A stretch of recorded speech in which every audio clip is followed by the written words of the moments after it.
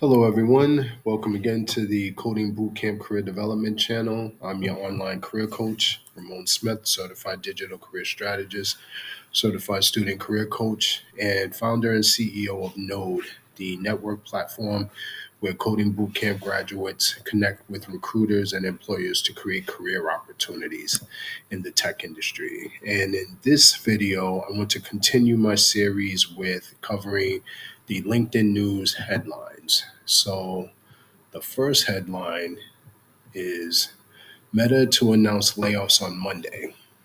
That's interesting after it had that big collaboration deal for Stargate. So Meta will send layoff notices to 5% or about 3,600 of its employees on Monday, the information reports, citing an internal memo.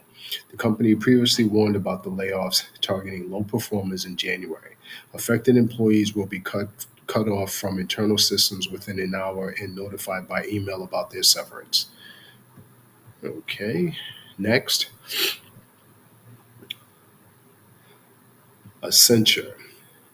Accenture drops DEI goals. So another prominent company is abandoning its diversity, equity, and inclusion initiatives, according to a report by the Financial Times. Accenture wrote in a memo to employees that it is sunsetting its DEI goals and that the consultant's diversity targets set in 2017 have been largely achieved. Next,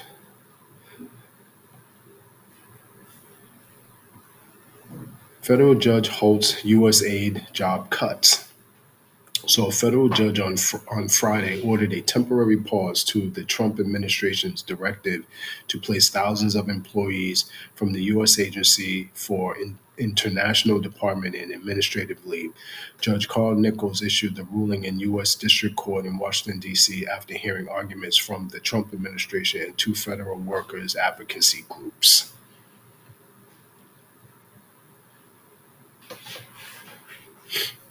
Next,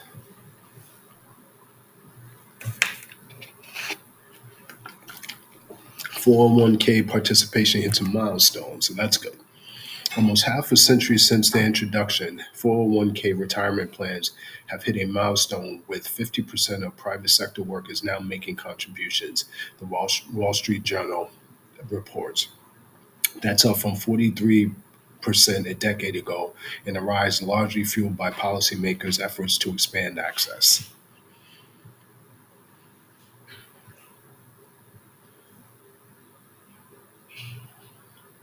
Next, Super Bowl ads look to the stars.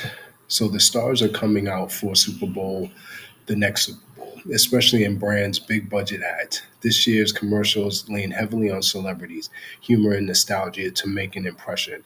Among the ads already creating buzz, Meg Ryan, Billy Crystal's When Harry Met Sally reunion for helmets, and the return of Ben Affleck's Dun Kongs for Duncan.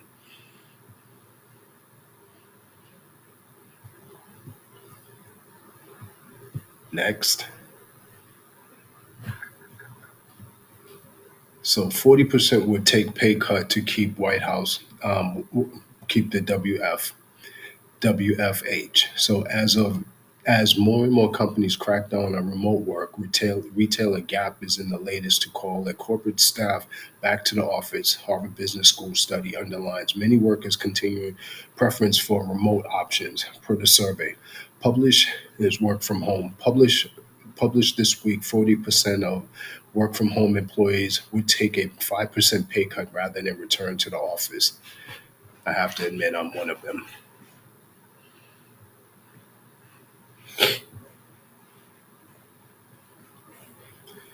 Boeing warns of job cuts. So Boeing is planning to cut up to 400 roles in its Space Launch System program, according to a company statement amid worries that budgeting shakeups at NASA could threaten the moon rocket program future. According to a Boeing statement, the potential cut, which would represent one-third of the program staff, could come by April.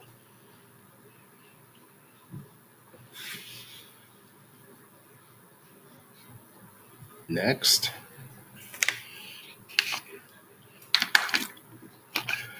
U.S. added just 143,000 jobs in January. So the U.S. economy added fewer than expected jobs last month, as fires in Los Angeles and unusually cold weather elsewhere weighed in on the labor market. New non-farm payrolls in January totaled 143,000 instead of the 170,000 forecasted, the Labor Department reported on Friday. In a mixed report, the unemployment rate also ticked down from 4% to 4.1%, while average hourly wages went up.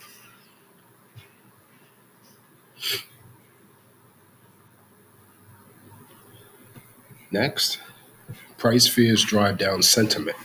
So inflation fears have driven customer consumer sentiment to a 7-month low, stoked by the threat of tariffs on many U.S. trading partners. Consumers are expecting prices to rise to an annual 4.3% this year.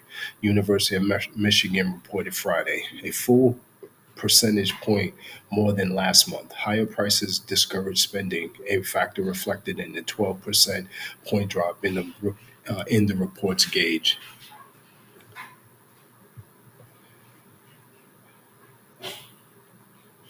And finally, NFL woos Gen Z on Snapshot.